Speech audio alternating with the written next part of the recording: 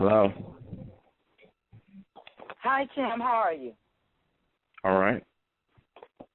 It's Tekneshia, the bright side with Tekneshia. Oh, hey, how you doing? I'm doing wonderful. We were all waiting on you. Okay. Oh, okay. Yeah, I kept saying hello. Nobody would say anything. Yeah, I'm sorry about that. Oh, okay. Yeah, I kept answering, but nobody wouldn't say anything. Well, let's get it rolling. We're gonna move past that first step. That's how I do. We ain't gonna worry about that. Nobody out. So, Tim, let's call yourself the motivator. We would love to know more about you and why is it that you call yourself the motivator. Because that's what I do. I motivate people just by showing up, just by my actions, wherever I go. I motivate people, inspire them, awaken them to do more than they think they can do or they thought they could do. Now, I found your book very inspiring, and the fact, did you have the experience, though, before you wrote the book? You said they have the experience to do what now? Did you have the experience to actually do what you're doing, like sell cars before you actually wrote the book? Yes, I sold cars for 20 years before I wrote the book. What made you actually want to get into this field, though? Well, when I started out washing cars at a Nissan dealership. And what happened was I just started seeing a lot of the salesmen, dressing nice and making a lot of money. So I wanted to move up and do that. So I asked a lot of them, hey, if a position comes open, let me know. And nobody would ever tell me if position came open. So what I did was I actually had a general manager to ask me if I wanted to sell cars. Just looked at me and said, hey, you want to sell cars? And he did. And I said yes. And that's how I got in the car business. Yeah, I read that in your book. And then the other one, and I guess the others didn't believe that you actually could move on. They thought that you needed them. Oh, I need you to wash these cars. And I love when you said, I'm going next door. I'm not washing no cars. I quit. Exactly. And just actually a couple of weeks ago, something happened that I never would think would happen was my detail manager, when I was selling cars, he told me once he found out, like a couple of weeks later, he said, you're not going to last 30 days in the car business. And I just looked at him. I said, you don't know. I'm sorry? I was saying, no, he didn't. Yeah. And I just looked at him, and I didn't say anything to him, but in my mind, I said, you don't know what I can do. And 2 weeks ago, I seen him at a cleaners. I went in there to put some shirts in the cleaners, and he just happened to be walking in, and I was coming out.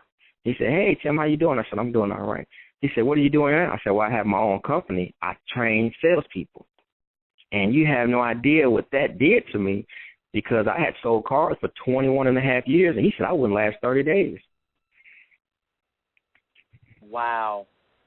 Sounds like we have, because I work for the Marriott, and my director of food and beverage was told that to the former director of food and beverage told him he was not going to last 4 months. And he stayed with us nearly for a year. He just left on the 21st because he said he was tired of Atlanta. He wanted to go back to the store. So you don't never underestimate anyone. And that's what they did. They underestimated you. I bet they probably still married right now. They probably looking like today. I wish I could got you now, but now it's too late. Tim, I moved on now. Exactly. Now, tell me, in your book, you said that you got the salesman to actually come to you. But how did you actually do that? Well, because I know you didn't want to really annoy them when you started off. Yeah, you talking about the ones I trained or the other salespeople? When you was trying to really get to know how salesmen actually got people to buy cars, you wanted to know the whole format. Oh, yeah. What I did was I noticed that a lot of top salespeople, because this happened at a lot of dealerships I worked at, a lot of top salespeople, they are really givers. And a lot of people don't really understand that. A lot of top performers are really the type of people that like to help. And what I did was, I just got, be friends with them. And, a lot of people don't understand this, but when you go to your job or when you are around certain people, you automatically bring up a certain subject. Like you got certain friends that like football, certain ones like basketball, certain one like fitness. And when you come up to them, that's kind of how you start your conversation. So what I did with them, my whole conversation was, how do I sell a lot of cars? What is the keys to success? So anytime I came around them, that was, my subject. So they always talked to me about that. And then what happened was they in turn told me to read different books and different things like that. So once I bought a book, it said read this other book. So what I did was I started learning everything about selling as much as I could, body language, psychology of selling, the human psychology, the theory of selling. I learned as much as I could, and I did that with the intent of one day being able to train salespeople that came in the business that didn't have that much experience and knowledge about it. Okay. Well, what way would you have someone to actually buy a car? Because I went to a car dealership and the salesman was trying to sell my husband a car that was red and it was small, and he was convincing him, it's space enough. And my husband, in his mind, he was looking like, no, I prefer a SUV, but he was still trying to convince him. We just left and kind of like went somewhere else. Now, what would you have what done? happened? Yeah, I've heard that story for years. And what happens is I try to train salespeople that you have two ears and one mouth. You need to listen more than you talk. And I've heard customers tell me, hey, this guy tried to sell me a convertible, and I wanted a minivan. Or he tried to sell me a van, and I wanted a sports car. What salesmen really rarely realize is the customer would tell you how to sell them if you listen to them. And what happens is I not only listen to the customer, but I always listen to what they're doing, what they're looking at, and they'll tell you how to sell them. You don't really have to try to sell them. And what I try to tell salespeople also is sell yourself. Because you're not in the car business, you're in the people business. If the people buy you and they like you, they'll buy whatever you have to sell. But a lot of salespeople come into the business, and the problem is they come in without any experience, and they don't have any training, or they get little training, or the training is not good, and then they're just thrown out there to swim or drown. And so that's the reason I got in the car business, because I kept hearing stories like that. I kept hearing salesmen not being successful, didn't know what to do. They got a family to feed. There's no training. They're not selling any cars, or they're not making any money. So that's why I wrote the book for new, what we call in the car business is green pea salespeople, but them to have some kind of foundation to build on. Now, when if your husband came in, one thing I want to do is find out what he likes and different things like that and get to know him, not just what kind of car. And he will actually start to like me, because the thing about it is when you become interested, people become interested because they don't care how much you know until they know how much you care. And the thing about me is why I sold so many cars, because I really care about people. If you didn't buy the car, I'm still going to call you and just have a friendly conversation with you. That's just the way I am. That's the way I created myself. Also, sometimes it comes a conflict of interest when it comes to the point where the credit report comes up, and then it's like, okay, I got to pay a higher fee, because that's what I had to do with bonds. I had to pay a certain. You got to pay a monthly amount, and it be so high because of your credit. And that discouraged me a little bit from getting a car. And then one took me to the out where, you got to get a co-sign, and I'm like, well, I got to get a co-sign. I'm the one making the payment. So then that discouraged. I was like, what? And one guy even told me, he was like, well, you're not going to be able to get a car because of your credit. And I was like, wow, that's so negative. You know what? I don't want that. That was like Toyota. And so that's what made me go to Drive Time, because I heard Drive Time works with you. And then they was acting funny. So I went to U.S. Auto Sales.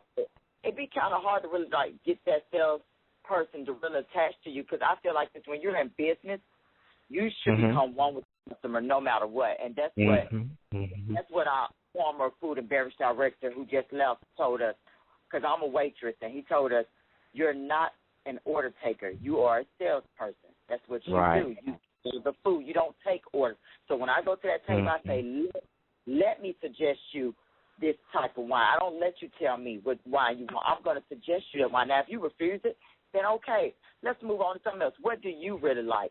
So I can get you that right drink. Are you really hungry? So I can tell you that fried chicken with that mashed skin, red potatoes, and green beans. So I feel like you when you're selling your cars. But, Tim, what I want to know, With your help, is there a guarantee that you can really increase a salesperson commission if they follow your sales? Oh, it's no doubt. It's no doubt. To see what it is, let me give you an example. I went to, I don't know if you heard of like Pensacola, Florida, close to the area where I'm at. I went to a car dealership down there, and I went to probably about 10 dealerships marketing in my training. When I walked into one dealership, I just happened to walk in, and the manager yelled my name. I didn't even know he worked there. Last time I seen him, he was in my area. So he said, Tim, and I turned around, and he was there, so I told him what I was there for. I said, well, I just want to give you a small presentation on what I do. I train, new salespeople. So after about 10 minutes, he said, I'm sold. I want it. If the dealership don't want it, I'm going to pay for it for one guy. He's been here about 2 months. I want you to train him. I said, well, what I'll do also is I'll give you a free 30-minute presentation and let some of the other salespeople see if they want it. So he said, well, come the next day. So I came the next day, and the general manager didn't want me to do it. They were busy or whatever. So he let me talk to this guy that he wants me to train for about 30 minutes. After I talked to him, he said, I got another guy I want you to talk to. So this other guy came, and this guy, he had kind of a, he knew it all type of attitude.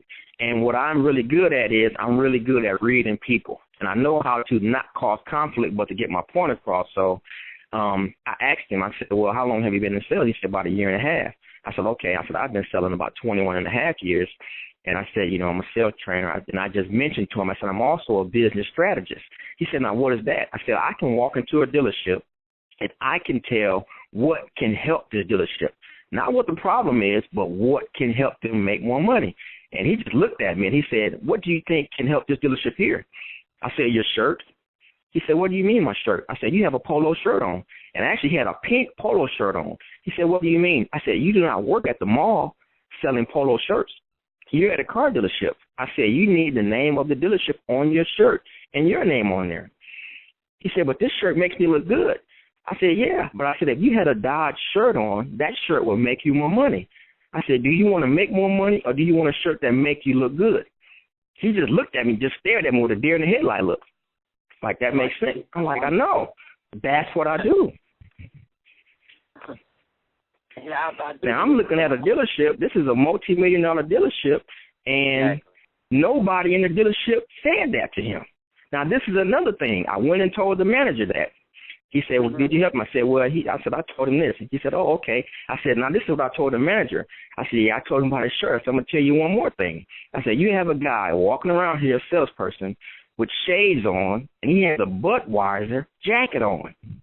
He just looked at me. I said, what if he greeted a customer that came in to buy a car, and their family member or friend was killed by a drunk driver, and they're at a car dealership talking to a guy with a Budweiser jacket on? Would he attract that customer or would he repel that customer? The man just looked at me and closed his eyes as if to say, oh, my God. Yeah. Little things like that, they don't pay attention to. And it does matter. It does. It does. Just going back to any job, you got to represent that company. Even if one of my coworkers gave us a good example when we had a stand-up. She said that she met a guy he was at the car dealership himself, and he was a platinum member for the Marriott. I mean, you on stage so many times. And she recognized him. She said, thank you for being a platinum member. He was shocked, she said, because she was out of uniform somewhere else and still recognized him because you're representing a company. I don't care if you're in or out of uniform, represent a company. And that's what I always learn. No matter what job you are. You work for McDonald's, you outside in that uniform, you are still an employee of McDonald's no matter what. Exactly. And you're right, Sam. People fail to realize that's why their business declines. That's it. That's it. And what salespeople don't realize is this. You're not just working at a dealership, because when you work at a car dealership, you're on commission and bonus only, which means you don't sell anything and you don't get paid. And so what I told the guy is, I said, when I worked in Atlanta, I would walk into the bank, Walmart, a post office, which I actually walked into a post office one day, and I had a Honda shirt on. And this was my off day. I walked in there to buy some stamps, and this lady said, hey, you work at Honda? I said, yeah. She said, my daughter's looking for a Honda. I said, okay. I said, call your daughter and tell her to give me her fax number. She said, I don't have one, but my neighbor has one. She called the neighbor, got the fax number. I faxed her an application, told her mother, I want you to tell her to fax that back to you. You fill the bottom of it out. She faxed it back to me. That evening, they came and bought a car for me. Yeah, Lee. And that's a bad deal. Yeah, but see, that's why guys would come to me and say, hey, man, what are you doing? How are you selling all these cars? And a lot of little things add up to big things. That's what you write. That's what you put in your book. You should always carry your business cards, no matter what. No matter where you go. Always. Always. And see, when somebody says that, hey, you work at a car dealership or something like that, that's your intro to talk to them about a car. Not that you say that you're not the company. You're doing you. You are. Exactly. You are like the company. That's what you're doing. Exactly.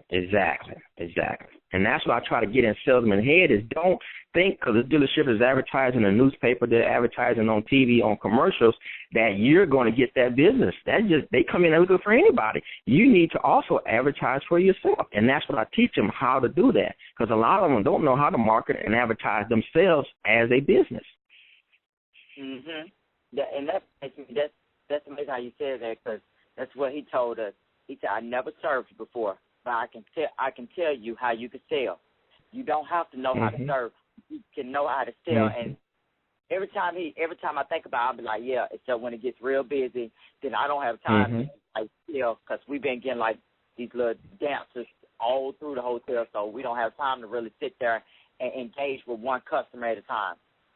But Tim, at the end of your book, you explained that what really led you to writing this book, and it was the incident of you almost going across some train tracks. Right. Can you elaborate more on that? Because I really got engaged in that part. Yeah, that's something, that chapter, man, I'm going to be honest with you. When I wrote that book, I was debating if I want to put that in there because I knew it would come up when somebody would read it or at seminars and workshops. It's really hard to talk about. It took me a long time to be able to even write it. When I wrote the book, I said I want to write 20 chapters because I was in the car business 20 years. And I wanted that to be the last chapter. And I struggled with writing it because it was difficult because, some people, when you say things like that, they kind of don't believe you or whatever. And it's got to the point where I said, I'm not worried about that. But what happened was I was driving to see somebody one night.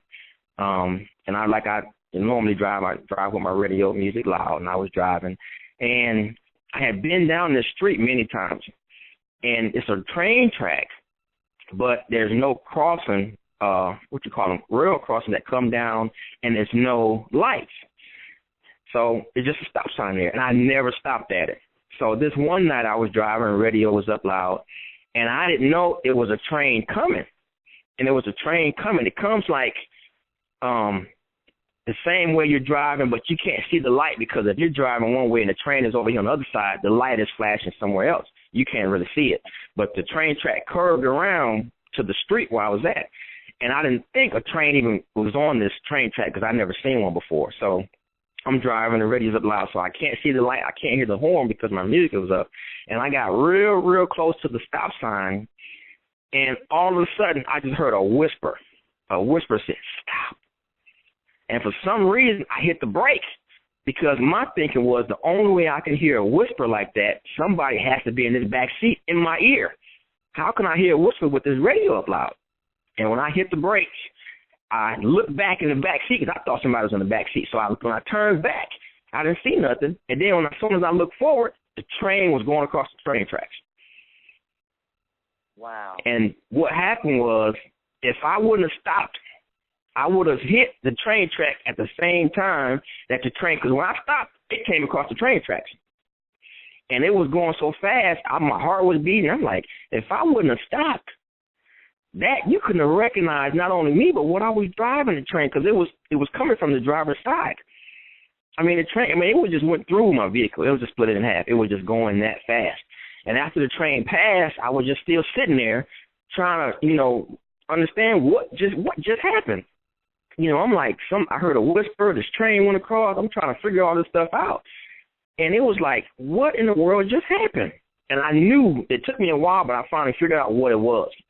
And what happened, like that few weeks later, I actually moved to Atlanta because I told myself I'm never going to stop and let fear or anything stop me from doing what I want to do in life, my dreams, my goals, whatever it is.